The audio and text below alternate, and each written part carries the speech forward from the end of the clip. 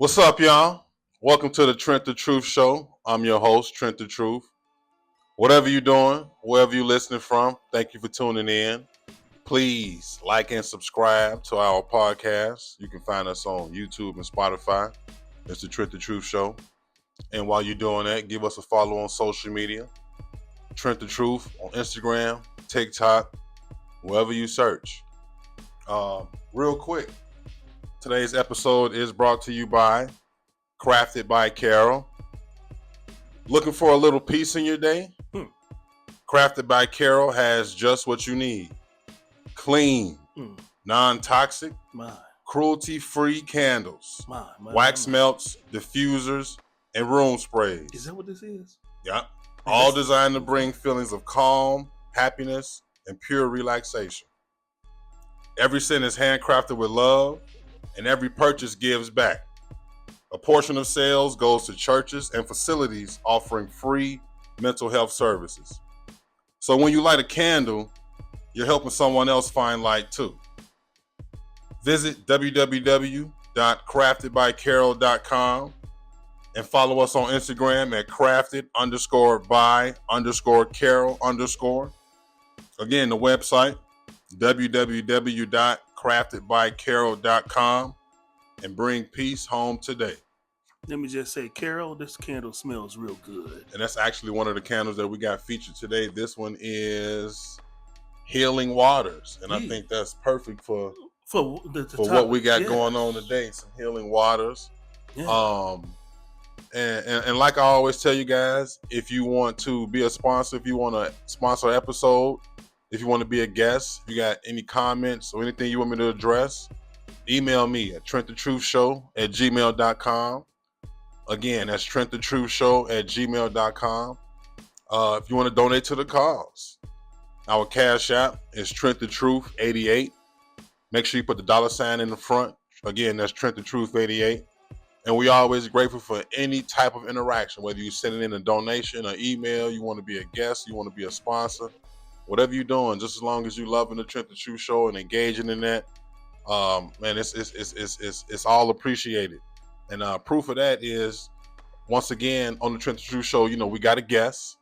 We got Bryant with us. Yes, sir. This is Bryant, the one and only. Okay, maybe not the one and only because I do got a junior. Okay. The Cino. Yeah, how y'all doing out there? Yeah, we got Big Brian with us, man. Me and Brian, we got some history, man. Man, we go back like Jerry curls and S curls. For you know real. What I'm saying? Going back to, man, our old church days, man. How long is, man? Oh, God. 93, 94? Yeah, it had to be about that, about them coming. Yeah, it had to be about then because that's when, over at Centennial, yeah, man. And I was about maybe about 5, 6 years old at that time, yeah. So, we go back real far. And then pretty much came back around when we was over on 79th Street. Exactly. And I was teaching you how to play the drums. Right, yeah, because even before that, even before teaching me, man, even at the first church, we used to always just sit back and watch you. Well, my God. But you know what's crazy is that's actually what I used to do as a kid as well. I used to sit there and watch the drummer play. And that's how, I ended up playing. I had never taken any drum lessons, but just sitting on that front row, being able to watch the music and the musicians and what they do, I was able to mimic it. And just to see that it's full circle, it happened with me too, with kids watching me play and wanting to play just by watching me. So, yeah, no, that's what inspired me to play. We used to just be sitting on that front row watching you play. Sticks would be flying everywhere. Yeah, sticks, yeah. Beating the drums up. Yeah, that was, Yeah, no, man, that's what inspired me, man. Then, like I said, we went on to play together later on. Correct, yeah. Yeah, man. So you was good. One of the good things I always admired about your musicianship was that you self-taught. Yeah, man. I don't know where I got the music knack from, but I've always just had the talent for it. Like I said, I used to just watch and I mimicked what other drummers did, and then also I started mimicking getting on the organ as well, because that's self-taught as well. I didn't teach myself how to play the piano or the organ. Right. So it, like even to say self-taught, like what are you like? How are you showing yourself? So I can hear certain songs and hear how it's supposed to sound, and I can basically transpose that into what I'm playing. Okay. So there's actually sometimes, even like right now, and I'm pretty sure other musicians can do this now, seasoned musicians, where you can actually not practice a song, but hear it and sit down and just start playing it at a performance. Okay. You don't necessarily have to sit there and play, you know because you the can hear keys. you hear the sequence on how the song goes, and you can just remember that and then play it. Is that like a special gift or knack, or just being in the field long enough you pick comes that with up? it comes with the seniority. I Okay. guess just by doing it for so long, you get that type of. It's like basketball. The more you play, the more you doing it, the more you gain certain type of skill sets. That's true. So that's the same thing comes with playing instruments. That's true. You just got to keep at it. Did you ever pursue music in any kind of way, or I just really like just church music? Or yeah, I just pretty much played in church. okay, I just now recently started hanging out at this at open jams, okay, and that's where a bunch of musicians come to this bar and they get on stage. Nobody knows what each other's going to be singing or playing, but okay, you just get up there and you play with them. okay. It may be a song you heard before. It may not have been a song you heard before, but you just get up there and play. And so I started going to this bar and doing it, and played the drums there for a while. They didn't even know I could play the piano. So when they actually got a piano, and someone who I went with nudged the people and was like, he can play the piano. And I'm like, man, I don't see, when I don't let everybody know that I can play, or that I have, sometimes I just go to just listen and stuff like that. But Right. it actually ended up being fun, and so they actually started looking for me every time I went to the bar for the open jam. They were looking for me. They wanted me to play the drums. They wanted me to play the piano, because I guess I don't know. So are these considered gigs, or this is just like All fun, just okay, all fun. okay, Yeah, it's a local bar with a stage, and anybody can come up there and sing. Some days they do. Now, open jam is different than open mic. right, Okay, so with open mic, people come and they do poetry and things like that, and they bring their own guitar and sing or whatever like that. But for open jam, it's nothing. It's just music, man, and we be in there doing our thing, playing a lot of blues and stuff like that, that's like good. Sweet Home Chicago, come on, baby, don't you wanna go? And y'all just get to playing Yeah, that. So yeah. how many other instruments can you play? Okay, so I'm a percussionist, and then For those that don't know, what's a percussion? so a percussionist is basically an instrument that you use your hand to play. Okay, and then I'm gonna hit you with this as well. I'm gonna just say I'm a percussionist because piano is a percussion instrument. Okay, right. Since you Because okay, you're using your hands, and it's something that's hitting up against the strings inside of a right, piano. okay. So piano is a percussion instrument, so I'm just a percussionist. Hmm. Yeah, That's good. so That's good. wait, where's your word of the day? The word of the when we have guests on the Trent the Truth Show, we like to make sure we feature the guests, and But you still got to educate the people. That's true. That's true. How That's about true. here? I got a word for you: accountability. Okay, now to some people, Uh-huh. that's a cuss word now. Of course, absolutely. It is. It absolutely is. That's a cuss word. That's a cuss word because a lot of people don't know how to operate in accountability. That's true.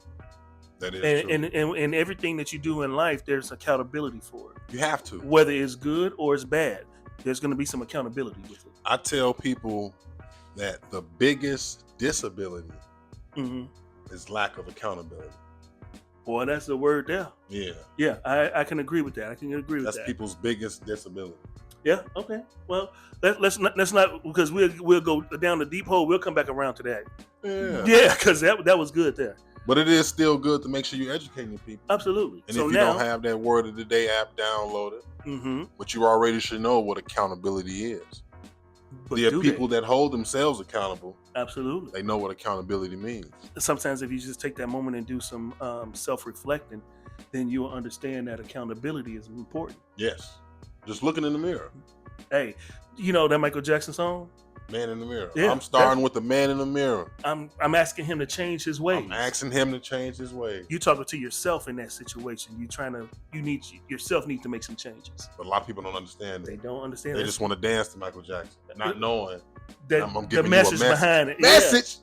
Yeah, message. You know, not knowing I got a message for you, man. But what was so important about you asking about the word of the day being accountability though? Like, well, because that's something that I'm really starting to take a hold of is accountability. Like you said, a lot of people don't know that it's a cuss word to some people, and I'm starting to embrace it. I'm starting to embrace accountability. Okay. Because now, I'm looking at myself in the mirror. I'm looking at decisions that I'm making. I'm looking at situations that I'm in, and I'm taking self accountability for those things that I'm doing, and it allows me to make better decisions going forward in life instead of pointing the blame on somebody else. I'm deciding to see where I went wrong, even if somebody else had a part to do in that. I'm seeing where I made my mistakes in that situation. Absolutely. That takes a high level of awareness. It takes so much growth. That's a good discipline. Thing to have. That's a good trait to have. Absolutely. That's a good trait to have. Absolutely. And I had to, I even had to learn that even in my marriage, the accountability part. Okay. Because there was a lot of times where I was always looking for, my ex-wife to necessarily make or do certain things, but I didn't look at myself. You wanted her to make sure she was doing her part instead of making sure that I did my part. Wow, okay. Because if I do my part, then what she doing necessarily shouldn't matter. Right. Now you saying all this. Now you did share with me that you're going through a divorce right now. Well, yeah, I'm actually divorced. I'm single right now. And what you done did? What you done did? Now, there were, I wouldn't say I was the perfect husband, because there's nobody out there perfect. Of course not. But when I first got married, I was still learning how to be married. Okay, like everybody. Right. And there was a certain standard that she was looking for that I was not meeting. Oh wow! So okay. What standards were they? But even before you get into that though, were these things discussed or no? How long were you guys dating before you got married? We were dating about 1.5 years. Okay. Before I proposed. Okay. But yeah, going to that, what you're saying, no, they weren't necessarily discussed. So those were nonverbal expectations. And when you put that type of expectation on somebody and they don't know, and you're holding them to that leaves room for grudges and resentment to take place. They say assumption is the mother of all fuck-ups. Absolutely. You can't assume because all conversations need to be had. Absolutely. Communication, when people always talk about relationships, the one thing they talk about is communication. Communication is key. It don't even matter if you just run into the mailbox or something like that, but like, hey, I'm going to run out here to the mailbox real quick. A lot of people may think that's real corny. You want that kind of communication? But it's just open communication, because what happens if your wife come looking for you, right? And she in the bathroom or something like that, something happened, right? I get that. It's just. I get that. But see, some people would think that's corny. Some people would think that's too much. That's too much communication. Right. But maybe if you try it and you see where your relationship go. Okay. Now, me on the other hand, I don't know if I'm a fan of over communication. Is there such thing as over communication? It could be. Because I don't need to know your every twist and turn. Well, no, absolutely not. No. I don't need to know your every twist and turn. So if you are going to the mailbox, you like, hey, I'm just gonna run out there real quick. Right. Yeah. Now, any trip where you're gonna leave me past a certain 20 minutes. Yeah. I think you should say something. Absolutely. Like, yeah, I'm gonna run down here real quick. Sometimes that trip to the mailbox could turn into 20 minutes. You see your neighbor outside. Hey, what up, Joe? Hey, what's up, Trent? Hey, man, did you catch that game? Man, yeah, I caught that game. And that's, 20, 25 minutes then went by. That's true. But who were you? Who were you as a dater? Like even before you decided to, even before you met your fiance or your ex-wife. Yeah.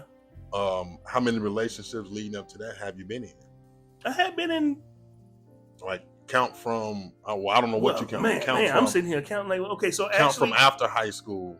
So after high school, to where a relationship could really be tested. Yeah, and well, you know, count. when you young, you just these little relationships and stuff like that. It ain't really nothing serious, you know what I'm saying? Okay. Just a little drive by, you know. But as far as serious relationships, I had prior to meeting my ex-wife. Now, I was in a relationship where I was engaged.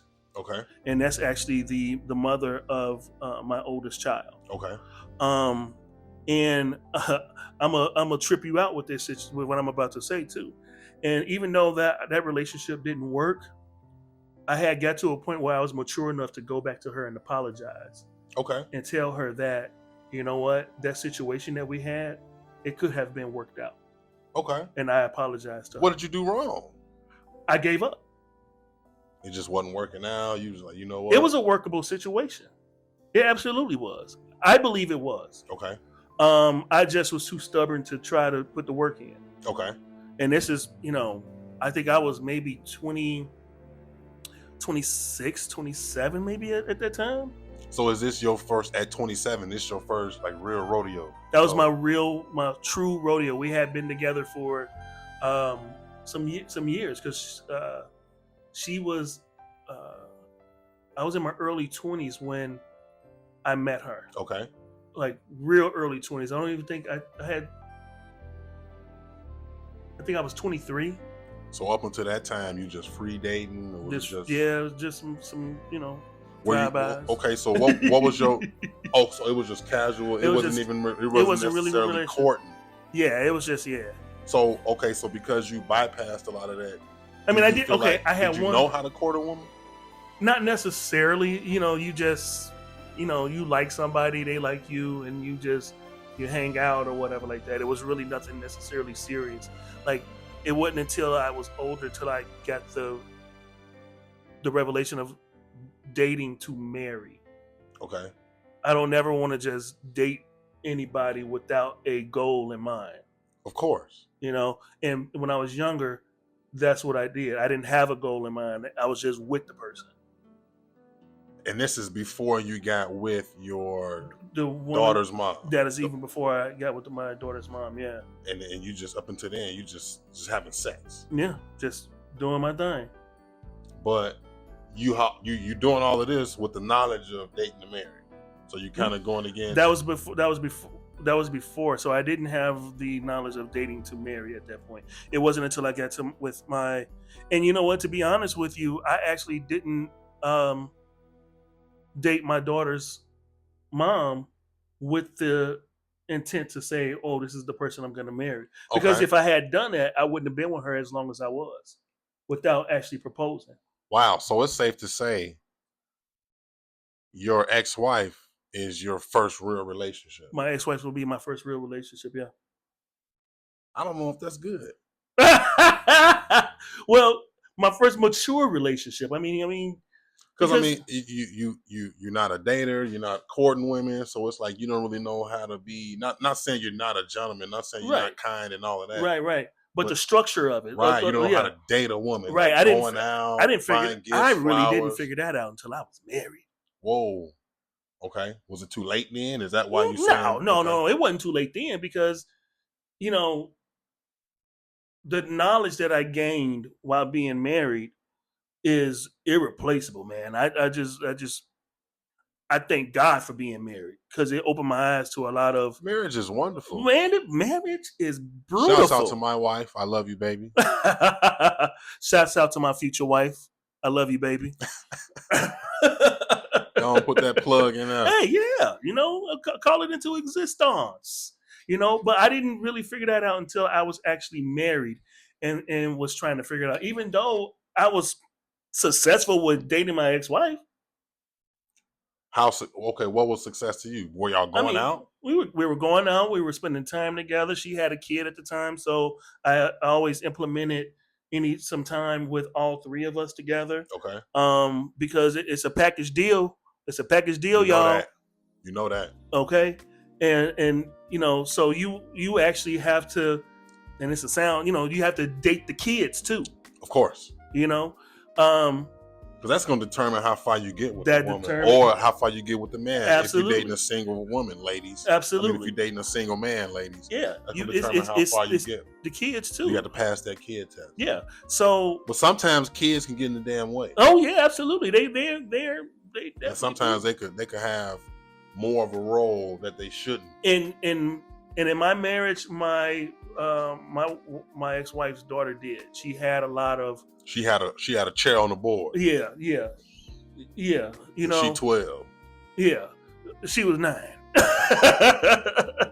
But yeah, because she's and I thank God for growth, because now that she's 22 years old now, and she has some time to reflect too, and mature.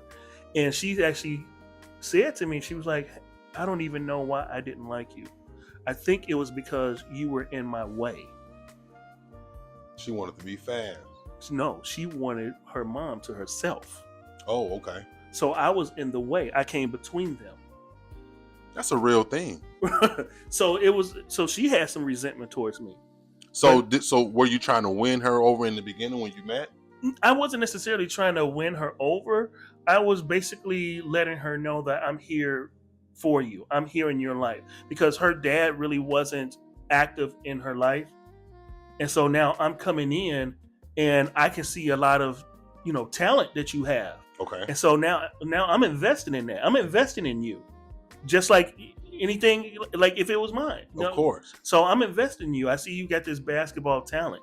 So I'm like, okay. Before I even proposed to my ex-wife, I used to attend her games. Okay. She was on the basketball team. She was the only girl on the basketball team at her school. So you just took on the whole role of whatever it was being that man. Absolutely. But okay, so did you find out why your ex-wife was single at the time, or because I feel like that's important. Yeah, absolutely. So we did do a lot of talking before we actually decided to get married. Okay. We did talking, just not the right talk. So I did know why she was single at that time. I did know why she was single. I did know her dating history. I did know certain things that I should know while, getting to know a person. Now, at the time, did all of this fit your lifestyle, your criteria for wanting to have? It did, because the person who she was telling me about, the different history and things like that, she was no longer that person. So she had grew into somebody different, but she was letting me know what her past was. What was her past? Well, she had some different avenues that she went down that was not necessarily the best life decisions. Some of it got her, she felt the church that she attended, she could no longer go there. Okay. Because of stuff that happened. Was she sleeping with the crowd? Some members, or some kind of something like that, or it was a bad decision. Okay. And I see the pool. Okay. But it was a very bad. It was a bad decision. And being young, we all make decisions. Of course. We all. And she had a kid young. I mean, 17. She was pregnant at 16. Had a kid at 17. Okay. So she's still a kid. Right. So there was still some maturity and some growing up and things that she had to do as well. But so let me ask you this though, because you're not used to dating, you're not used to courting, you're not really out here like that. You just having sex. You don't really know what a red flag is. You don't really know what to look for when you. Yeah, and that's very important to learn what red flags are. Right. So to me, even though she was telling me some certain things about her past and even telling me some things about her family, it didn't necessarily come up as a red flag to me because of the fact that she showed to be not that person. Okay. I relied more on the person that she was instead of heavily going based off of what things that she's done. And who wants to have a future where people are making decisions on your past? Right. But believe it or not, a lot of people are. A lot of people do that. I mean, look at job applications. Of course, they're gonna check your history. They're gonna check your history, right? But you said you telling me your history, and I'm not necessarily checking it. I'm listening to your history. I'm listening to your history, yeah. And I'm just taking you for what you're telling me. I took it. I don't. From everything I'm hearing, I don't feel a need to investigate. I didn't feel a need to investigate because the person who she was then was not who she was portraying to be. Okay, now, okay. So describe who you are. You said your daughter's mom. You were engaged. Yeah, I was engaged to her. Yeah. That didn't work out. That didn't work out because of some things that I had found out Okay. that she was doing behind my back. What was she doing? Oh, she was out here wilding. I was trying to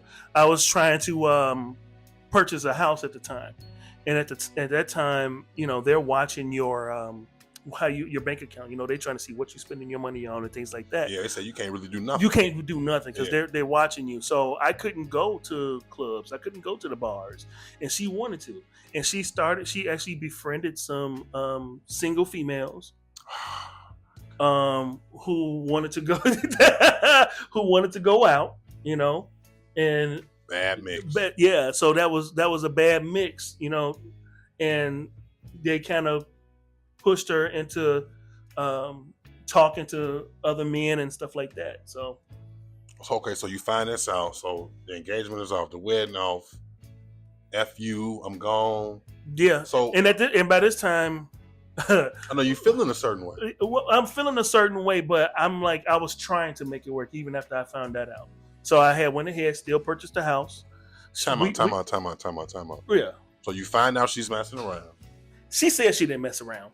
Okay, so it's a hearsay thing. But I'm gonna believe you. I'm gonna believe you. You know, you sending pictures out and stuff like that, and text messages and stuff like that. And this is stuff you finding out. This is stuff that I seen, yeah. But you said we still gonna push forward.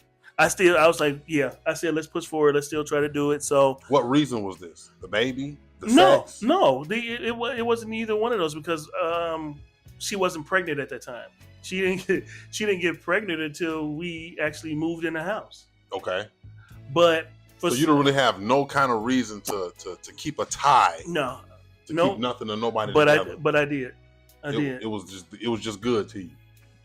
It was just the relationship was good because this is your first real relationship, right? And we had been together. Jesus, it was going on. I think it was going on 8-9 years or something like that. Okay, so you trying to hold on to this? So right. So so there's reason to stay. It ain't just no deal breaking. But I my mind wasn't there though. Even though I was trying, my mind wasn't there because I kept thinking back to the stuff that I had found. Right. So then she, we ended up pregnant. So you found yourself just kind of going through a cycle. Right. So then I still couldn't finish the relationship. So she moved out the house. She moved out the house, and that was pretty much the end of that relationship. And then my daughter was born the following February. So you're getting out of that relationship. Yep. You got your feelings about that. Yeah. What's the span before that relationship ends, before you meet your ex-wife? How long are you giving yourself a chance to heal, or are you even trying to heal, or you pretty much looking for your next woman? I didn't know what healing was in that aspect. Wow. I didn't know what that was. I didn't know how to go about or what I should be doing to necessarily heal in that situation. So you processing being cheated on. I'm processing all that stuff. But at that time, it was just baggage behind me. I'm just pressing on. I was just pressing on to the next. And how long was that span before you met your ex-wife? That was that had to be so me and her really didn't become like official for a minute because my ex-wife was actually interested in somebody else.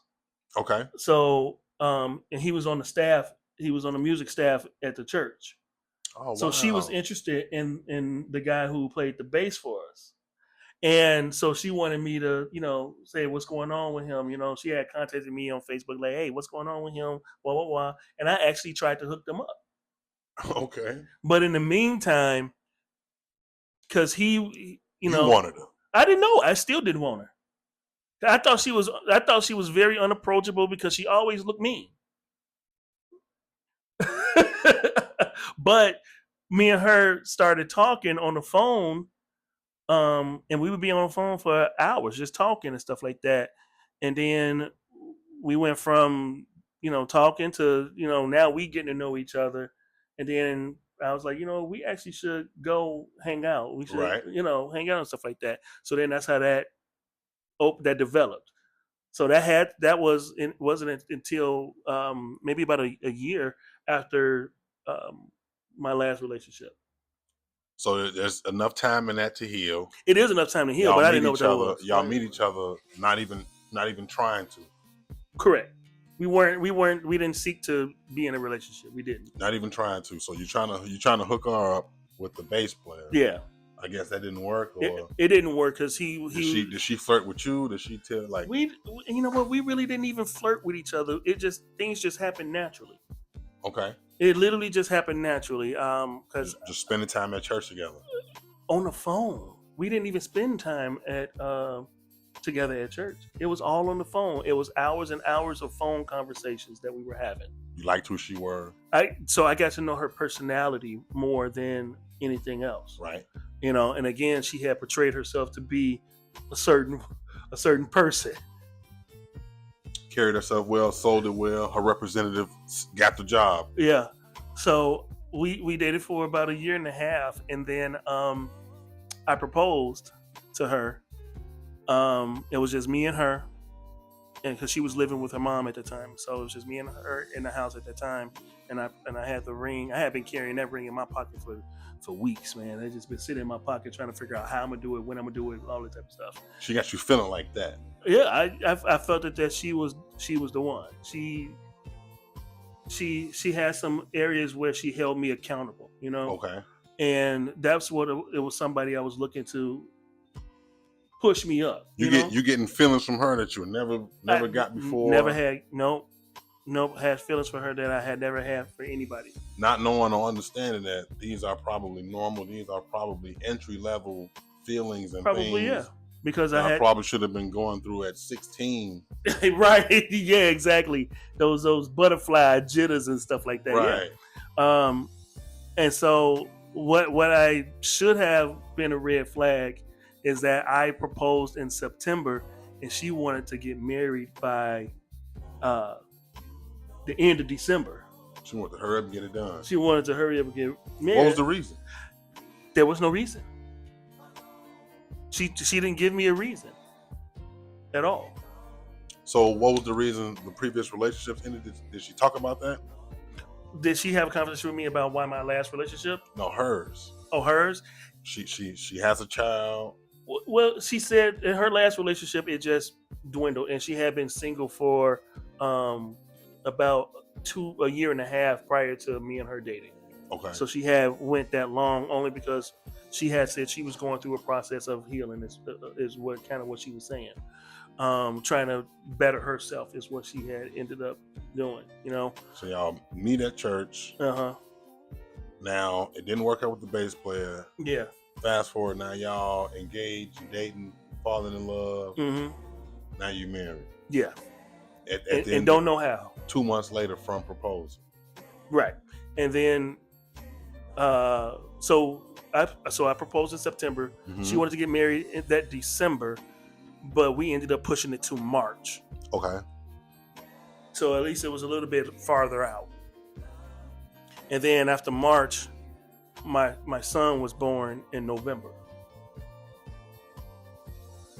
So we had a newborn baby basically in the beginning of the marriage. Right, that first year. Yeah, the first year. Yeah. Yeah, absolutely. So after that, what is the marriage looking like? So what are the high points? Well, there was every marriage has its highs and valleys, if you will. But to me, at that point, I'm thinking that everything was good, and I'm doing everything great. Okay, And this is the beginning of the marriage. this is the beginning of the marriage. Year 1, year 2. Year 1, 2. I'm thinking I'm great. But what then, makes you think this? Just because I was me. Y'all going out, treating her well, you buying things, or what is this marriage looking like to you? I'm running a household. That's what but I didn't realize it required more than that. Okay.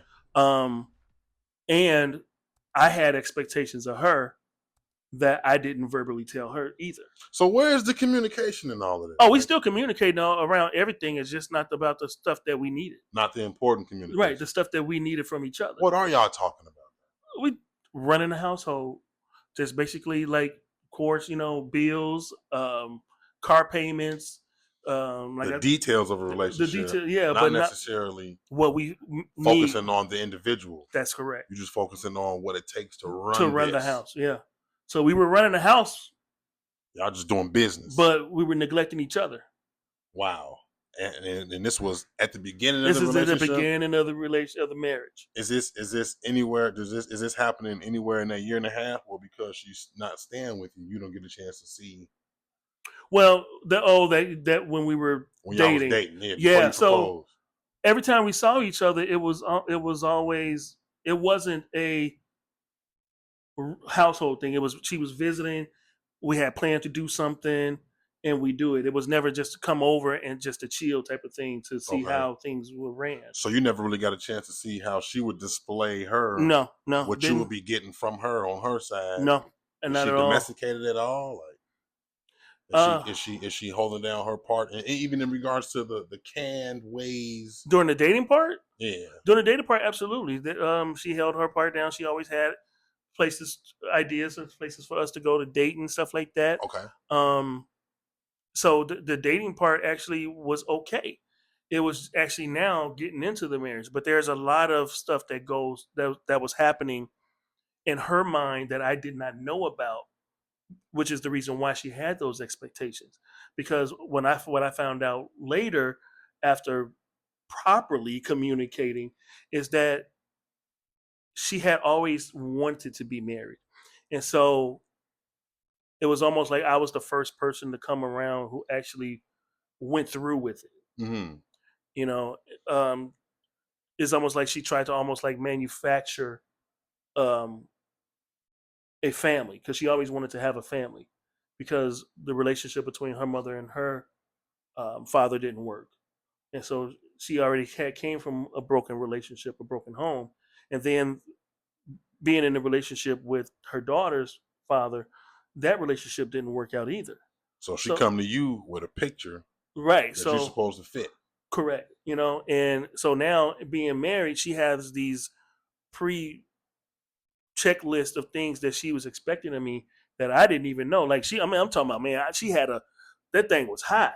When we started actually talking and I'm listening to what she was expecting of me, mm-hmm. I'm like, you felt that way? Like you thought I can do that or whatever like that? But even still, if I could or could not, she didn't communicate that with me. With no plans of getting to know the individual. Correct. You. Right. She just had what she was expecting. These benefits. What I need you to fit. I need you mm-hmm. to fit this description. And then even having a newborn kid at the time too, I'm thinking, okay, she's home. She's home all day. So I'm going to work. When I get home, sometimes what I used to do to unwind is get me a nice 2K game in, Okay. But that's not necessarily what she was looking for. Okay. She was looking for me to kind of take the relief off of her. What relief if she's been home? What relief is from she the looking kid for? Okay. Yeah, that is kid. Now okay. So I don't want to make it sound like that. I don't want to make it sound like that. Okay, uh-huh. but it's one kid. It was so the oldest one was about 9 at the time. Okay, and then the newborn. There's a newborn. Correct. Okay, so I've been home with them. Mm-hmm. Outside of school or whatever's going on, mm-hmm. they're here. I'm here with them. You gone. You at work. Mm-hmm.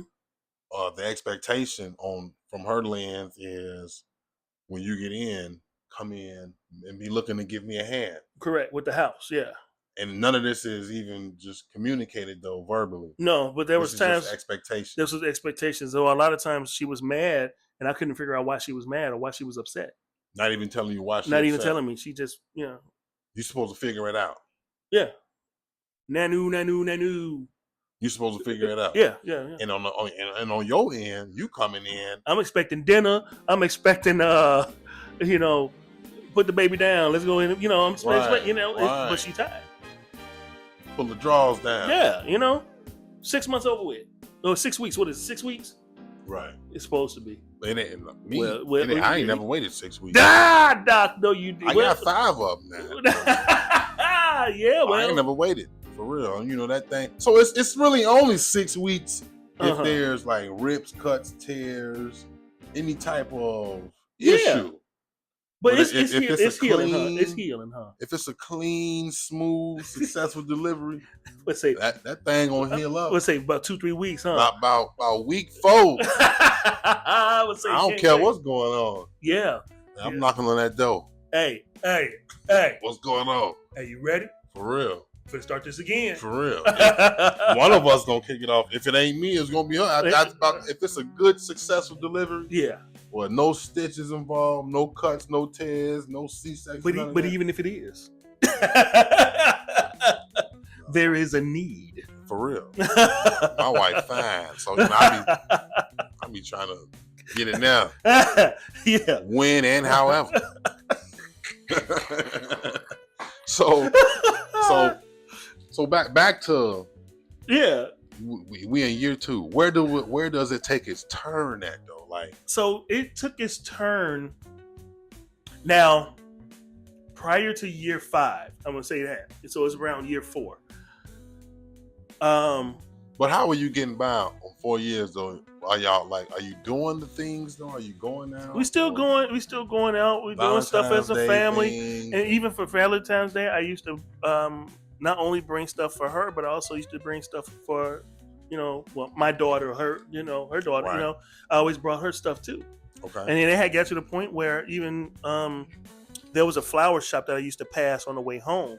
And every Friday they would have roses for $1. And you would get some. I would grab a rose. I didn't say some. Man, I'm getting one rose. It's $1. I buy my wife flowers every week. Dozen roses. Yeah, a dozen? Okay, Yeah. Well, these was $1. So I got her one rose every time. I got her one rose. It's the thought that count. Because all they going to do is die. That's why she. That's why she got loose on it. She know they was $1. They was $1. I would get them roses and bring her. One. I would get one rose. It'll have. He bought a whole 12. How long did they last? I don't know. But I would do that. Buy a rose until the flower shop closed. So then I stopped buying them. Did something make you stop buying them, or?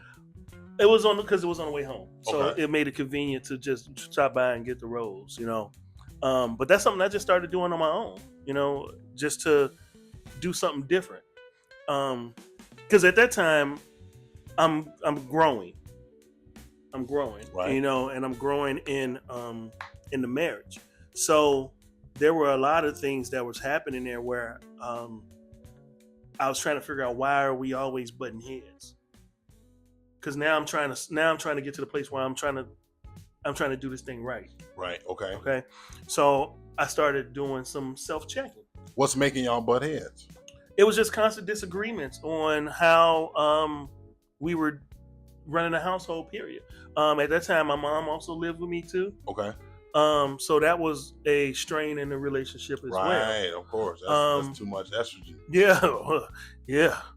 You ain't gonna talk to my son that way. You ain't gonna talk to my son. You ain't gonna talk to my daughter that way. Right. Why do you have to have something to say all the time? Right. When are you moving out? Yeah. That's real.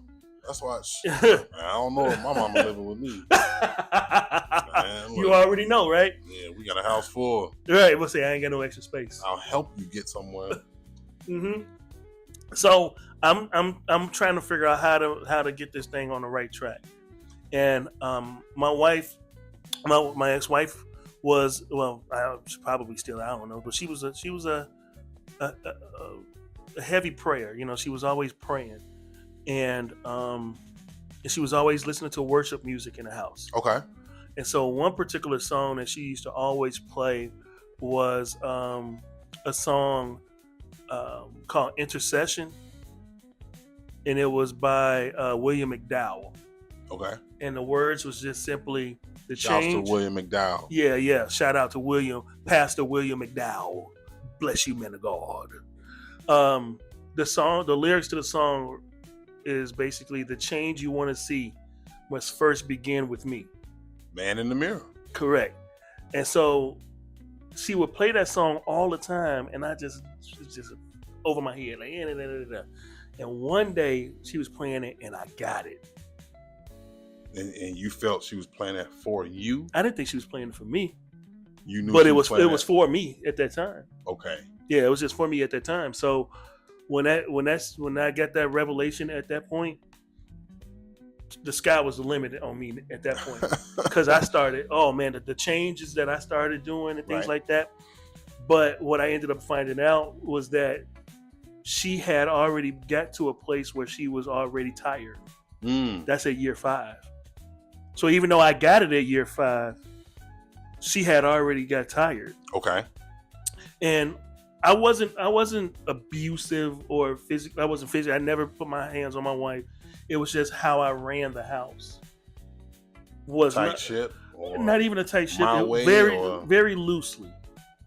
You just passive. Very passive. Women run over that. Yeah, I was very passive. I was not firm. I was not.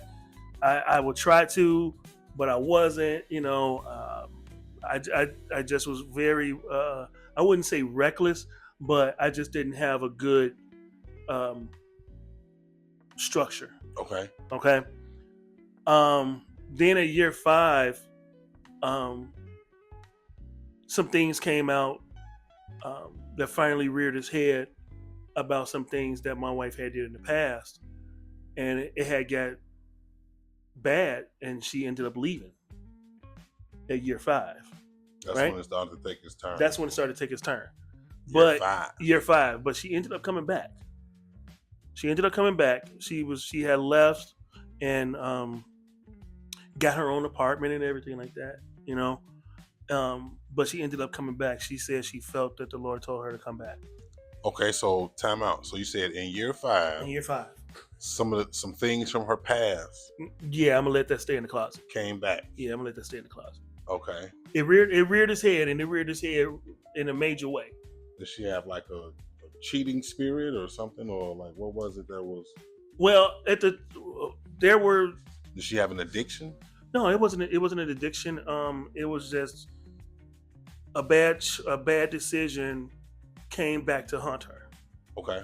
And it shook the foundation of our marriage. Okay. Because now we're dealing with the results of it. Oh. And so you found out she had an OnlyFans. Man, if I only knew OnlyFans wasn't out back then, I probably would have started it myself. I'd be rich, I'm just saying, I'd be rich in Jesus' name. So whatever it is, it's so grand. It's so grand that we don't want to revisit it. Yeah. But it was so grand that it almost it did start the beginning of the end of the marriage. Absolutely. So even though she came back and she felt that, God told her, to come back, she was like, some things had been revealed to her to start writing the book. How long was she gone? She was gone the whole entire summer. So she had left in April, I want to say. She had left in April, and then she came back around September. So she left in April. Mm-hmm. Because of something that happened in the past. Mm-hmm. It made her, look, I gotta take care of something, or this is something I need to do. Yeah, it was more or less that I need to figure myself out. I got to figure out why I made this bad decision.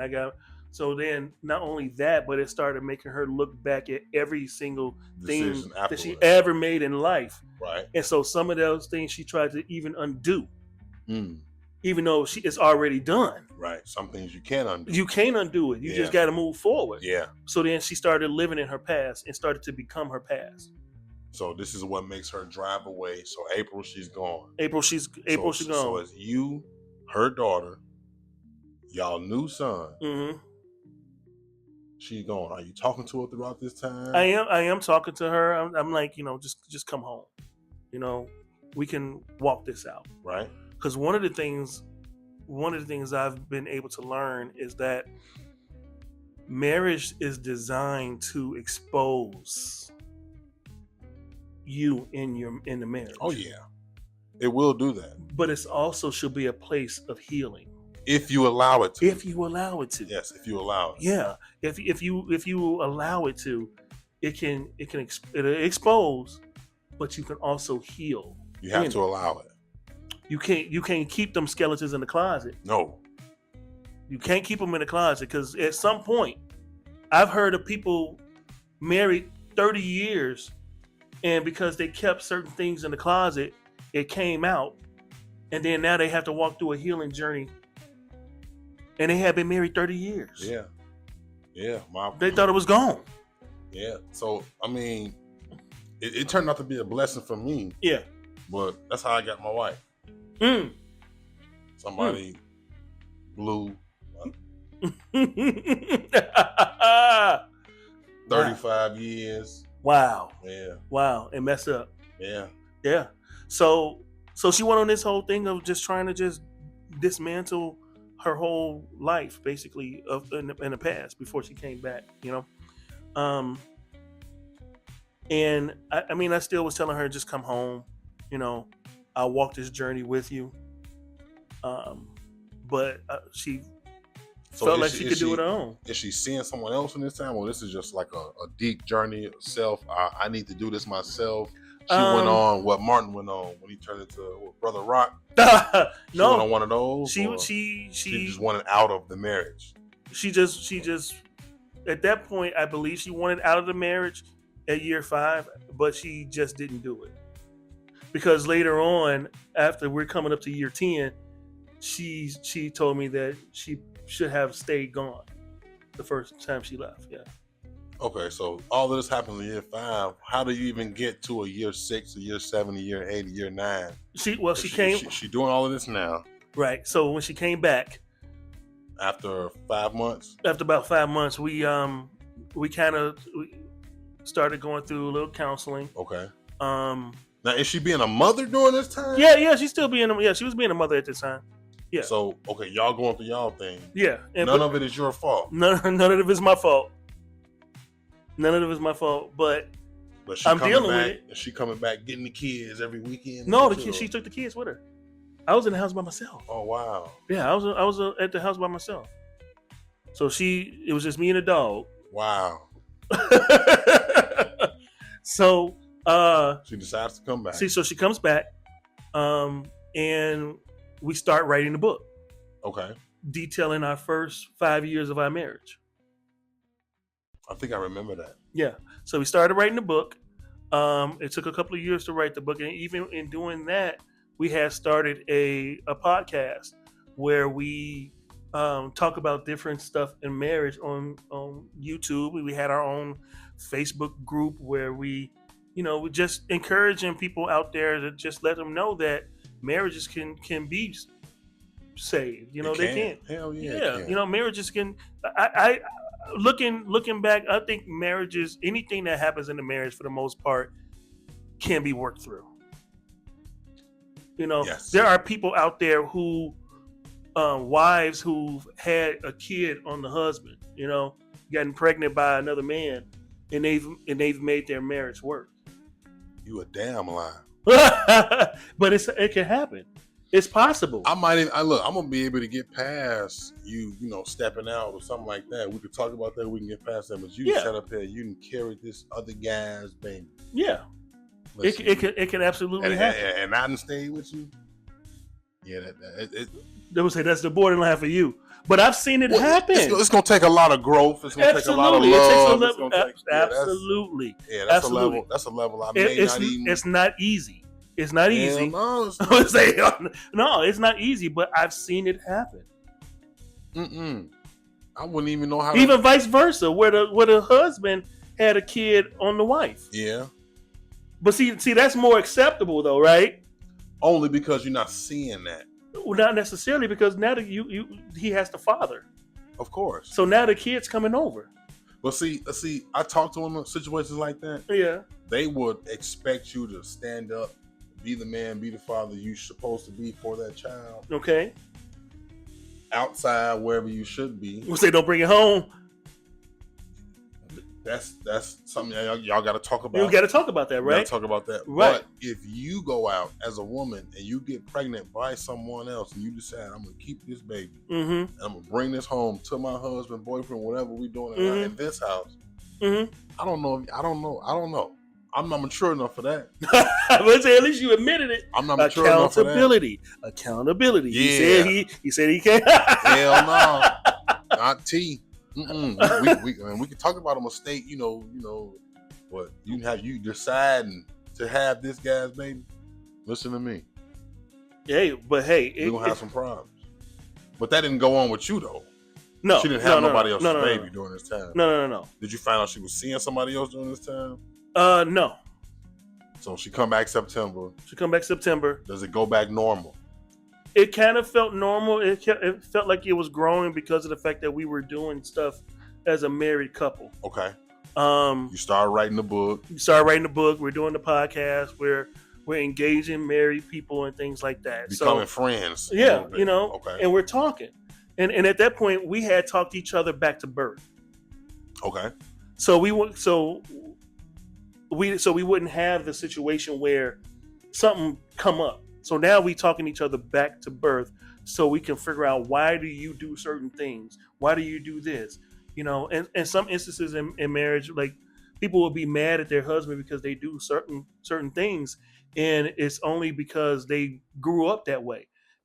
Right, I'm only really doing it's a level of conditioning. Right, it's learned behavior, tradition and conditioning. Right, so now you understand where that came from, and you have more grace for him instead of getting mad, or you have more grace for her instead of getting mad at them for what they're doing. So then now you're able to address it differently instead of, again, getting mad. Right. Okay. So that's what we started doing. We started talking to each other back to birth to try to figure out why certain things took place and why we do certain things. So we were talking, we were becoming better friends and things like that, you know? And then it just still went south again. Why do you think that happened though? Why it went south? Because I don't think she really went through the proper healing stage the first time. Did y'all do counseling? We did do counseling, and I even suggested counseling specifically for her. Okay. And for me. Individual before couples counseling. Yeah. Like real counseling with a professional. With a professional. With past. No, with a professional. Okay. Yeah. Well, I mean, it could be a difference. Yeah, absolutely, because you still, but you can. There's nothing wrong with going with a professional counselor. It's just trying to find the balance in between the two. Of course. Want to make sure there's no bias nowhere. Cool. Absolutely. Yeah. Absolutely. Yeah. And there tends to be a lot of biases, especially like when female to female counseling. Right. Yeah. Not to pick on that, but that's just something that it's real. Sometimes it's a shared emotion. So it went south again. Now we're going towards year 10, and okay, so you come back together. Mm-hmm. Year 5 is when it starts to crumble. You start to see when the Titanic. That's when it hit that iceberg. Yeah. We see that it hit the iceberg. And we think it's okay. Mm-hmm. We call ourselves going back to normal. We living again. Mm-hmm. Year 6, 7, 8, 9. What's going on? The same rockiness, or are you trying to level it some kind of way, or are you having good times? Are you celebrating anniversaries? Absolutely, we were doing all of that stuff. Is it genuine though? Because for me, it was genuine. Okay. Because like I had told you, I had already started growing in the place of where I was married, Right. I was really taking my marriage very seriously. It had got to the point where I was repeating my vows to myself every week so I could understand those vows are serious, man. People should really reflect on the vows that you said and actually operate in them. Yes. And so that's what I was doing. But it had got to the point where, I guess you would say in the beginning of our marriage, I was here and she was here. And then after year 5, it kind of switched places. In what way though? Where finances or just as a person overall? As a person overall, I had became more the spiritual leader. Whereas before, she was the spiritual leader in the household. Right. You said she like to pray all the time. She was praying and all types of. But after year 5, I had became that person in the house. Right. Okay. That was that way, and she had kind of went the opposite way with it, and still dealing with, the pain of the situation that had came up year 5. So now she's not really engaging in the marriage. And what's engaging in the marriage? You're not. No, yeah, absolutely not. No night activities. You ain't getting the draws. Nothing. Yeah. Are you talking about not getting the draws? Oh yeah, I'm talking about it. No, I'm what's always she saying, talking about though? No, not today. What's the reason? Every day is no, not today. It was every day was no, not today. Yep. Oh wow! And 30-day span, 60-day span. All of them, 30, 60. What? Okay. So, and I know you for the most part, man. You a good guy. You a cool guy. High integrity. Hang around. Yeah. So you're not necessarily looking to cheat or you're not necessarily looking to go out and see other women. No, but other women are coming at you. Are they looking at you? Or are they? No. I didn't even get myself in that situation. I kept myself to my marriage, and I maintained my integrity throughout my whole marriage, including doing the right thing. Absolutely. First of all, are you receiving this guidance from somewhere? Or no, it's just the maturity. This is who I want to be. It was. But you don't know how to be married though. This your first marriage, your first real rodeo. You just know I want to do it right. I'm getting done wrong. Yeah, even though I was getting done wrong, I wanted to be right. God. Because at the end of the day, when I get to the pearly gates, I want him to say, "Well done, good and faithful servant." Well, see, I know. I don't know if you get judged, or I don't know if you get a chance to not go to heaven because of your relationship. Well, no, you not. But I want to make sure that I held up my integrity throughout this whole. That's a medal for me. I'm gonna wear that banner because that don't get you in. It don't get you in. That don't. Oh man, you was a good husband, Bryant. Come on in. Hey, they don't say that. But guess what? If it's a possibility, I'm getting in. but don't think. Okay, first of all, I'm a man. So don't think that. That's why I'm asking. I mean, the temptation. You always face with situations where you can do it, but I just chose not to. This is blatant though. This isn't because my wife has a health issue. This isn't because we got a lot of kids. And there's no time. Schedule. There's no time. This is I ain't trying to get you done. Yeah. And you just sitting up here, y'all just getting in the bed together. Yeah. And you paying bills. You going to work. Yeah. Are y'all still dating? Are y'all still going out dating? I would still try to go out and do stuff. Yeah. What do you mean still try? I would still try because there were times because she was working nights at the time. Okay. So it was very rare that we would get any type of time together to even be able to do it.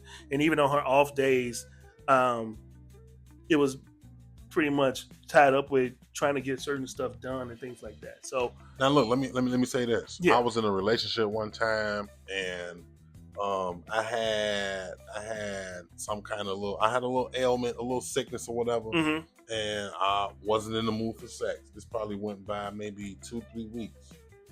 The young lady I was with at the time mm-hmm. jumped on me verbally and thought I was messing around. Well, she was like, "Well, if you ain't doing me, then you doing somebody." And you telling me 90 days and went past. Are you thinking she's cheating on somebody? Yeah, I absolutely are. You know all of this. Yeah, I know all of this. And I'm just doing my job because I want to get to heaven. Is that That's not what that wasn't my intent. My intent was I'm gonna be right in my marriage. Even though she's not being right, I had every sense on being right in my marriage. Okay. So are you you gotta you a man, you gotta function. Are you shaking the dice? Oh, you because it's going 30, 60 days and stuff like 90 that. 90 days. Yeah, 100 days. Like, come on now. Like, absolutely. Shit, now. God dog, man. Right, I got needs too, right? I upheld my integrity, man. And I'm proud of myself for that. Okay. I didn't go out. You went on an impromptu abstination walk. Yeah, impromptu. And then it started over every kind of like 30 days or start over. And, this is day one. Yeah, it's day one. Like, God, Lord, man. This is day one. Hey, here we go again. All right. I get that. Man, that's a real thing. That's the safest sex. And now, this is now we're talking about the last year year and a half, 2 years of the marriage now. This is going on. Yeah, I got to the point where I was putting it in the calendar. Like, okay, we had sex this day. Let me see how many days before. So you able to keep track of a year span, how many times you had sex? Yeah. Handfuls. Not even able to use up all your fingers. Yeah. Wow. Yeah. In a year span. So okay. So if regular sex is out the way, of course, ain't no head. Ain't nothing. It was nothing. It was nothing. And you smiling, getting up every day. I get up and I come home and I smile. I say, "Is there something I can do for you today?" I came home. And she looking at you like you a mark. You know what? It's actually some parts in the book that she write about where she talks about that, how I would come home smiling even though she knew I was hurting. But I made sure that when I walked into that door, I was smiling. I made sure that the kids didn't know that there was anything going on, because that's some gigantic pain, bro. Yeah, man. Are you talking to anybody about this? Like, what? Okay, so we know how she acting. Yeah. We know everything. You maintaining your job. How are you feeling? The person. How is Bryant Man, Hubbard feeling? I was through this. Yeah, I was in pain. I was hurting. Are you getting a chance to talk to anybody, or I had started doing counseling as well. You Okay. know, not just counseling, but I also was doing, talking to my man of God. So, and he just told me to stay on the course. So you feeling support through this? You yeah, to the right people. I've talked to the right people. I definitely had support throughout this whole situation. Safe vulnerability. I had an episode about a lot of times men don't get a chance to get in spaces when they feel safe being vulnerable. Right, and a situation like this, you're probably going to get laughed at more than anything. Well, because a lot of people don't. Again, I think I had kind of mentioned to you before we even started the podcast, and a lot of times you don't know what you're going to do until you're in the situation. Right. It's easy to say what you're going to do. Oh man, if she do this or he do that, I'm gone and I'm going to do this. Right. But you don't know. Yeah, you don't know. You don't know. And I'm proud of myself the way I handled myself throughout the situation. I am too. I'm really proud of myself. That's rare to hear. But when you do hear it, I'm glad I know somebody like that, because so if I get in a situation like that, because I'm an advocate for marriage, yeah, and I'm only getting married one damn time, right? And so I if this shit go south, look, I know I can call somebody absolutely to show me how to stay the course. Absolutely. And I even learned this, like, no one gets married to get divorced. Of course, because this death row family. You know what I'm saying? We're doing this one time. Yeah, my wife know that. It should be that way. But a lot of people feel that, oh, I married the wrong person. Oh, I shouldn't have made this decision. And it's like, okay, but work the principle. Yeah.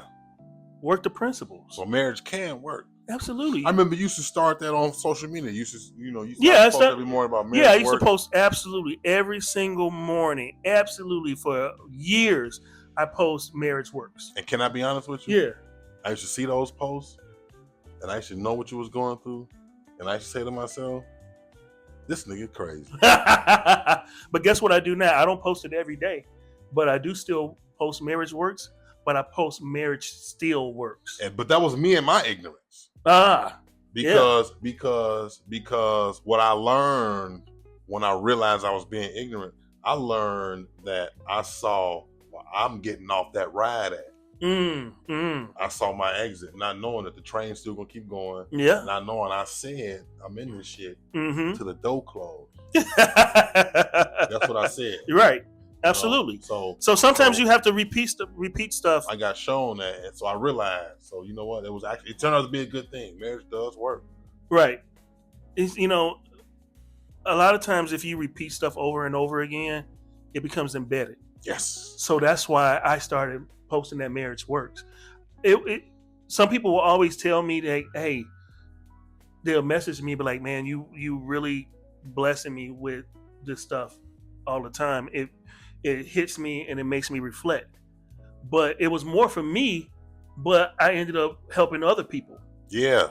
And not even really necessarily that wasn't my goal. Yeah. My goal was for me to keep verbally saying this so that I can always be on top and always get it. And even though I was going through a dry season in my marriage, if you will, I still was posting Marriage Works. Just believing in it. Believe Going it, through the absolutely. process. And I still believe in it. Being a steward of just everything you subscribing to. Yeah, absolutely. Even though I'm not getting no damn receipts. I ain't getting nothing. Absolutely nothing. That takes so what would you I know this blowing you away. Hey, it is. How's everybody out there watching? Y'all okay right now? This is new. This is new information because, like I said, I learned where my exit would be. Uh-huh. And that was I guess that was a reflection chance for me to see and ask myself, how deep are you in this for? How long are you in this for? Right. If there's something that you could see that'll make you say that's it. But see, a that's lot the of people thing. don't practice unconditional love. And that's the thing is that people, first of all, love is an action. Yes. Love is an action. It's what you do, and a lot of times when you're doing the action of love, that feeling of love is what is grown. Yes. So if you're operating in love, then you will be in love. That's true. Okay. You know, so I continue to operate in love. But what's she doing her part? I wasn't worried about that. Right. But what's she doing her part? Oh, you want me to just tell you? Yeah. Because no, she wasn't doing her part, but I still operated in love. So you just a stickler for just the rules and just the... I'm not saying necessarily a stickler for it. Because you gotta know. Okay, so look, let me see if I can help you understand this. Help me help you. Yeah. Transfer all of the disparities in a marriage to a job. Yeah. How long are you staying on that job? I would have quit a long time ago. Well, then what the fuck? I would have quit a long time ago. Help me understand what makes you stay. Is it because you have a picture? Everybody trying to make these pictures match? No. So marriage, when you took your vow, right? You don't take a vow to your job. That's true. Yeah. That sickness and health, death do your part. Better or worse. Yeah, better or worse. Well, how worse do this shit gotta get? But see, here's the thing: when you get married, how do you know what worse is? What's the level of worse? That's true. Until you hear it, right? You don't really know. What's for good? What's your level of good? That's true. What do you put a limit on it? Like you don't know you poor until you see somebody else. You know what I'm saying? Like, damn, that's us. Yeah, man. They get fried ramen noodles with eggs, you know, and chopped up hot dogs from Aldi. Boy, you know what's that bar whatever hot dogs that don't even plump up? Man, they don't even plump up. You know, man. So yeah, you don't know the extent of those situations when you're taking your vow. So you don't even know in your marriage what your limit is, or if you put a limit on it, then that's the problem. That's your exit. It's not unconditional. That's your exit, because now you done made yourself an exit because now you put a limit on what you can handle, you know, in your marriage. It's not unconditional. There are some marriages that could even come back from physical abuse and stuff like that. Yeah, you know, but you're not just sitting there just always getting beat and stuff like that. You can come back from anything. Yeah, absolutely. Yeah. But see, here's the thing: I operated in love and I held my integrity. She filed for divorce, not me. I had every right to, but I didn't. She ended up doing it. Why didn't you? You just ride until the wheels fall off. But the wheels is off now, Bryant. Now, shit, you ain't had no sex in 100 days. She ain't acting right. She left. Even like come on, she left a couple of times, and then right. You know she messing around. You know she getting piped down and then come in the house to you. And ain't finna give you none. Or she come in there. But at the end of the day, and then she has to deal with that. You got to deal with it too. I dealt with it. And I dealt with it. You getting up, doing your job each and every day, every single day. And this is all in the love of the process or the principles. The principle. Yeah, I'm married to the principle. You was married to the principle, and guess more what? than you were her. Well, because at that time she basically wasn't even married to me anymore. Yeah, she been checked out. Yeah, she had been checked out. And she left, moved out. Yeah, and then came back, and then even still, but you know. So let me ask you this. Yeah. You said you getting counseling information. You telling this guy, your lady getting smashed. Mm-hmm. And he says, stay the course. His ass wouldn't. You don't think anybody? But see, again, that goes back to I know. Yeah, it goes back to what you signed up for, what you agreed to, and what you know you're gonna put up with, and all of that. Right? Yeah. But see, a lot of people don't really know what they're going to deal with until they're actually in the situation. You don't know. That's true. You just don't know what you're going to deal with. I had so many barbershop conversations talking to people, and they say stuff like, "Man, Joe, what you would do if somebody got a gun in your hand?" And we got all the story. Man, I'm gonna come around with the elbow. I'm gonna hit him in the back. He'd be the first Negro down. I'm gonna undercut him. Right. He'd be the first one crying on the ground. Exactly. You know what I'm saying? You don't know what you would do. You don't know what you're gonna do.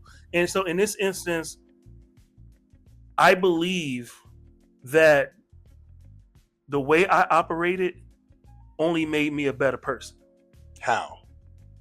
Because you've been drugged through the mud. I've been drugged through the mud. Look, I can look at it. Look at the story of in the Bible where what's his name? Job. Right. Job was dragged through the mud. Yeah, catastrophe. But he never wavered. Right. He stayed the course. And at the end of the day, he got back way more than what he had after he came out of that. Mm. So I believe that having gone through this situation, something greater for is a whole lot greater for me right now. Okay. And I'm expecting it at any point in time. Now that's optimism at its finest. That's something I can get with. That's something I can respect. Yeah. I'm waiting on that, and I have an expectation every day. So you ain't got no malice for your ex-wife. I didn't say that. Hold on, now slow down. All right, well then, shit. Well, because Martin King, take us. Tell us. The divorce process was a little challenging for me. It's, of course, something I had never really gone through, and I probably upheld too much integrity going through that situation. See. But see, I know where I went wrong at, and that's just believing that the integrity that I have that somebody else should have. So negotiations are something else, man. When you're negotiating who's going to pay what debt, who's going to take this, who's going to take that. And, what started off as saying that I don't want anything, I just want to just start my life new. Right. This is her or you? This is her. Ended up not being that. Now she's trying to take your ass to the bank. Well, yeah, technically, yeah. So like right now, we're still in court now because she desires to have half of what was accumulated while we were married of my retirement fund. And in the state of Illinois, it doesn't even matter. Is if you got a retirement fund and money was accumulated while you were married, your spouse is entitled to half of it. Get the complete fuck. It don't matter if your spouse put money in it or not, because it's marital funds. Right. So they can get half of it. Yikes. If they ask for it. But they have to ask for it. Well, I mean, I think you just educated them, so shit. So I gotta ask for half of his shit. Yeah, and she gotta ask for half of his. Now she didn't have a 401k. She got one now. Well, mine. Wow. Which actually she don't even have yet because, after getting divorced and trying to figure my life out, I had a hardship, trying to financially. So I legally pulled money from my 401k that I didn't know I should not have, because our divorce went on, I think maybe about 2.5 years, the whole process, because it started in December of 2022 and it didn't get finalized until 2024, May of 2024. All of that. So yeah. So all of that was just negotiating. That was and everything. I'm taking him for all of his shit. Well, that's where. Why does she want this though? Like, why is this her position? You know, I asked her. All you've been was decent to her. All you've been was nice to her. You've been kind. I've been helping you take care of your child, our child. Mm-hmm. But you decide you want to come back. You get some sense. Now you want to take all my shit. So I asked her, and she in turn asked me, why do I feel that she should not get any of it? And I told her, I was like, basically, you took a huge dump on my life. Right. I said, after all the stuff that you've done to me, I don't think you deserve any of that. This is how mass shooters are created. And so she took that and I don't know what she did with it, but she still came after it. Now that I've withdrawn from it, the money that she necessarily was supposed to get is no longer the amount in there. Mm. So I've been taken to court where her attorney, because she got an attorney, was basically I got held in contempt because I pulled the money.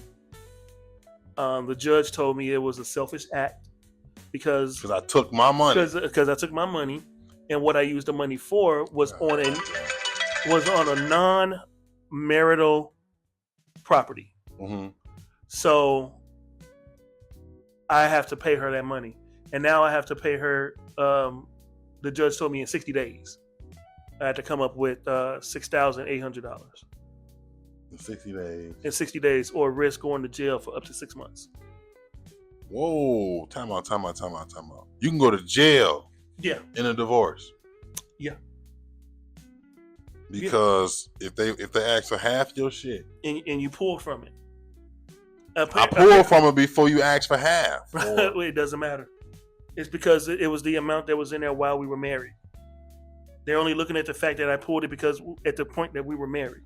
So even if I pulled from it to help something around the house, it don't matter. You shouldn't have pulled from it. Oh no! And what should have happened? What should have happened was her attorney should have froze the money. He could do that. He didn't do it. Yeah. And this is strategically. Well, I don't think he strategically did it. I just think that he dropped the ball. Mm. I've always said that she got her attorney from Groupon, but you know. Well, I mean, they doing a good job. Yeah. And so my agreement with her was just basically, you know, hey, I'll just take off all of that. I'll pay for all of that, and then you know, just leave my 401k alone. And she said, "What? Take the what and leave the what?" So I'm stuck with paying the debt and still having to get all of that shit. She's taking everything, every piece and crumb she can grab, she gonna grab. Yeah. And not caring about that. And look, you say she still go to the church with you. Yeah.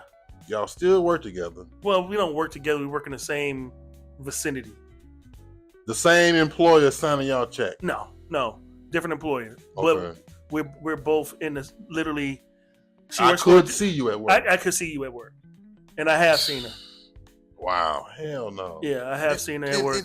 And so you also said while y'all was going through the divorce, y'all still living together. Yeah. So when she filed in December, she didn't move out until May of 23. So yeah, when she filed, this is that December from the April she left. No, this came back in September. No, this is now we're 5 years from that. Okay. So this is the year 10 December. Basically, yeah, it was like year 9 or something like that. Yeah, 8, 9? Because like I said, the divorce went on for a year and a half or something like that. So technically, we're still married. So we basically have been married for 11 years or so like that. Wow. You know. And you said the sex will pick up here and there. Was it good sex? It was okay. Sex was it okay? Was it sex you never had? It was married. No, reason to make you feel like, I need to marry her. No, man, I didn't. You know, I had all this before. Yeah, probably better. Yeah. And okay, so. But it was proper married. You know, so, but yeah, no, she wasn't. It's a crazy rodeo. You putting up with it all. Yeah. In the name of the Lord. I'm taking it. I'm taking all the lashes. Wow, for nothing. I ain't did nothing to nobody. I'm doing my job. Yeah. I didn't do anything to anybody. And I'm the And I became better. And one of the things she actually told me, she was like, she felt that she didn't deserve the man who I had become. The man she made you. She said she don't deserve you to act like that. The man that she prayed for, yeah. Man, that's what's they say, narcissist? That's a prime narcissist. Yeah, that was one of the things I had brought up about her. It was like, hey, have you read the definition of a narcissist? And when I said that, she got real upset and tried to say that that was me. I'm the control. Try to turn it on you. Yeah. Well, narcissism at its finest. Narcissism at its finest. Yeah. Want to take away she's acting. Yeah. And then when you respond or you feeling a certain way, you want to turn it back on you. Yeah. So or make it all about her. Uh-huh. Well, like I said, I wish her all the best. I hope that she happy with her decision. She gonna be happy. She getting half your 401k. Probably gonna ask for alimony and all that. So alimony. She can't get alimony. That's all final. So she can't come back and get that. Okay, so once you get that, that's it. Yeah. Once you say no, you can't. You don't want alimony. It's final. You now, can't. Thinking about it, the 401k is a lump. But the 401k is something different. It's a lump. Yeah. Well, alimony could be 15 long, years. Right. And so she decided not to get alimony. But at the time, she was working a job where she was making more money than me. So she would have had to pay me alimony. What's that, palimony? Yeah. So it would have been real petty. It was only going to be like $45 a month, but I was going to go for it just because I was going to be petty. I still would. I can't anymore because she doesn't even work at that job anymore. So look, okay, you went through all of this. Yeah. Are you getting married again? I would love to be married again. Did that mess up your whole? No, I would love to be married again because, like I said, I think marriage works, and I think it's a beautiful thing if it's done correctly.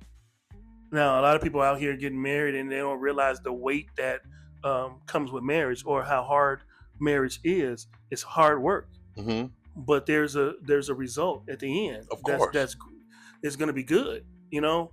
If you got the right person. If you got the right person who's going to go on that journey with you, and then not the person that's when it gets hard, they want to take the first exit out. Right. You know, and that's the thing. We gonna ride this thing out. That's true. For life.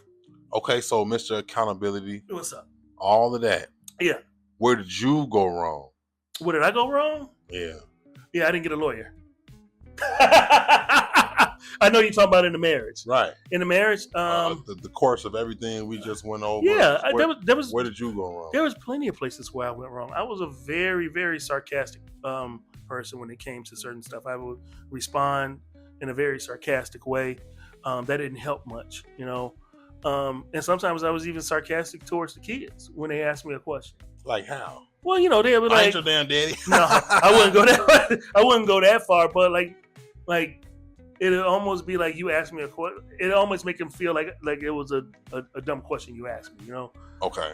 So I would respond like, "Duh," or you know, like making you feel like shit for asking me that. Yeah, type of thing. So I was very sarcastic with a lot of my responses. The other thing I would say I went wrong at was, and it's not necessarily getting it wrong. It's I could have sought wisdom earlier. Okay. In the marriage, because then that would have given me some things to kind of look at and to kind of, you know, set things up for the marriage to be more successful. You know, they say be careful about wisdom. Yeah, what they say? Why? You're a little wise. You're a little dumb. I likes that. I'm gonna use that tomorrow when I get to work. Yeah. Okay. Be careful about wisdom, man. You can be listening to the wrong person, or you can be going through the wrong. You can receive the wrong message, right? And apply it the wrong way. Well, see, and that's why I'm always careful about who I give my ear to. That's true. You know, I don't listen to anybody, and then even if some people come to me and try to say certain things, I may nod at them, but I ain't listening to nothing they saying. Yeah. Because what you coming to me out of order. Yeah. You know what I'm saying? And so just to keep the peace, I'm like, okay, all right, God bless you. Well, praise the Lord. Just keep it moving. You know what I'm saying? So I probably would have sought some wisdom from, even though I did talk with married people and we did hang out with some married people, I probably would have pulled him aside and had more conversation with him, just so I can get better wisdom. Okay. And this was of course someone who don't go out on his wife and is takes care of his family type of thing. Yeah. You know, you don't want to be the smartest one in the room. Do not. You know what I'm saying? Find another circle. Yeah, you know what I'm saying? If you're the smartest one, then you don't where are you going? Where are you growing? Yeah. Yeah. You know, so that's probably what I did wrong. I absolutely really didn't do, I would say I really didn't do much in my marriage wrong. What about slowing down? Because you went from a casual relationship, and it seems like all of these relationships started out with just sex, and then somebody got pregnant, and then we're trying to do the right thing. So not necessarily I chose you, not necessarily I want to marry you. Well, in the first relationship, not having all of the signs, not knowing what to look for. Well, in the first relationship, we had dated for years before. Well, you did say that. So before I even proposed to her, so that was one that took slow. But with this one, with my ex-wife, it kind of was a little bit accelerated. And one of the things I did find out was that, like I had told you before, that she really desired to be married, and she almost wanted to kind of manufacture a family type of thing. So it wasn't necessarily that I was probably the one person that she wanted to marry. It was the fact that I did want to marry her. Okay. And produce that family that she always wanted. Okay. So you feel like the next time around, I'm gonna be better. I know what to do. I know I recognize them flags. I know how to court a woman. I know how to take her out and treat her well. And yeah, absolutely. And I can recognize some flags right away and know when to hold them and know when to fold them. So reflecting, you pretty much yourself, you feel like you're together already. I wouldn't say I'm together. I still have my moments where it's like, because I'm human. So I have those moments where I reflect and I may, look at myself and like, dude, what did you do wrong? Type of thing. But then I also come on the flip side. I talk to myself and say, dude, you're a good guy. You this, you that. So a lot of times, the enemy will try to put you in a place where he wants you because he doesn't want to see you succeed. Right. So I have to always come against a lot of stuff that's in my ears, in my head, that I'm thinking about myself. Yeah. But I have my moments, man. I have my moments. I'm not all together, but at the end of the day, I'm always evolving. I'm never gonna have it all together. But I'm striving. Right. I always, one of the things I told my ex-wife before all this stuff was that I'm trying to be a better Bryant every day. Every day I'm trying to be better. Of course. Literally every day. Yeah. So wherever I may have done something wrong the day before, I'm going to make that correction the next day. Something similar I'll say to that is just be better than yesterday. Absolutely. Yeah. Absolutely. And that's always been my goal. So even right now, in going through the process and the divorce and things like that, or even wanting to get out there and date again, I got to make sure that I'm a better person than I was yesterday. So you can say that there are some things you learned. Oh, absolutely. There's a lot of stuff I learned. I wouldn't trade it for nothing. Okay. Even though it caused pain, it caused some scars. But I learned a lot. I learned a whole lot. And you still promote marriage. And I still promote marriage. Somebody asks you right now about marriage, you would tell them to get married. Absolutely would. Under certain circumstances, like I'll hear them out and listen to them, what they got to say. I don't just tell everybody to go get married, Right. But, I'm an advocate for it. I'm like, if you love that person, then, you feel that this is, pray about it and go ahead and do the thing. Right. Some people are already doing the whole thing, living together and stuff like that anyway. You might common law marriage. Might as well go ahead and lock it up. Yeah. What? You just looking for an exit strategy when you're not married? So because you're not married, you still have an out? Right. A lot of people ain't getting married because of that. Because they feel that now they trapped. They feel trapped once they get married. Right. And it's easy to get married. Staying married is hard. Yes. Getting a divorce is painful. A lot of people, like they say, don't want a marriage. They just want to wed. Yeah, absolutely. Absolutely. And they spend all that money and be married for a year and gone. Man. Oh. I get that. So look, let me ask you this though. Yeah, go ahead. The daughter. Mm-hmm. Do you still claim her? Absolutely. Well, why do you say absolutely though? Like, because I basically. So you meet another woman. That's still gonna be. She actually, how many kids you got? You including? Absolutely. Whenever I do my head count of my kids, Mm-hmm. I always count her. Do she look at you as a dad? She looks at me more of a dad now than she has in the past. Okay. Because she's now. I mean, she's adult now, and she's matured, and we have a better relationship now than we had before. That when we were actually all under the same roof. Okay. We have a very good where she comes to me. Actually, it actually started before they even left, where she used to come to me for guidance and talk to me and things like that. And it's just progressed even after the divorce, that she still contacts me, she still talks to me, and I still talk to her, and I still encourage her and give her wisdom in certain areas. Oh, that's good. That's good. That's good. That's good. That's good. So on the wrap up, Mm-hmm. what do you have to say for the man in your position, the man that's living your life, the man that's able to identify with everything you've been saying? Mm-hmm. He wants to get married, or he's going through something in his relationship, Mm-hmm. and he don't know how to navigate that. He don't know if he should stay, if he should go. How can you guide him? What would you tell him? I call you. This is a phone call, man. I'm going through it right now. I need you to help me through this. Yeah. Well, first thing I'm gonna do is we're gonna talk, and we're gonna talk our way through it. Figure out what's the structure look like. What does the future look like to you? Then we're going to pray about it. Mm-hmm. And then not only are we going to pray about it, your assignment is for you to pray about it. Right. So you can see where God wants you to do, but what I would say is don't give up. Don't give up. Stay the course, like it was told to me. I'm a better person for staying the course, even though I have wounds. But I got right here on the tattoo here, Psalms 147:3. God is closer to the brokenhearted, and He binds their wounds. Those wounds can be bound up. A lot of people be like, "Well, I don't want no cuts. I don't want no stuff anyway." It's either going to be this way or it's going to be another way. Somehow you're going to end up with some wounds. Right. And it may not be in your marriage, but it's going to be somewhere. In your life. Uh-huh. Okay. So I would just say, stay the course, keep your integrity. A lot of people go through certain things and they get mad and then they go out on it in their marriage, because that other person is doing or whatever like that. Keep your integrity. It may be hard. Yeah, I know. It's hard. But keep your integrity. Yes. That's good, man. Bryant, out. Mic drop. Bryant, baby. Bryant Hubbard, baby. Give us some love. Always a pleasure. Absolutely, man. You know how it go. Thanks again for tuning in to the Trent the Truth Show.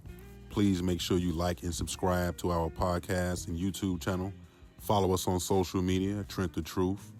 And if you have any questions, comments, concerns, or if you want to be a guest, email me at TrentTheTruthShow@gmail.com. Again, that's TrentTheTruthShow@gmail.com. Thanks again. Tell your friends. Watch it together.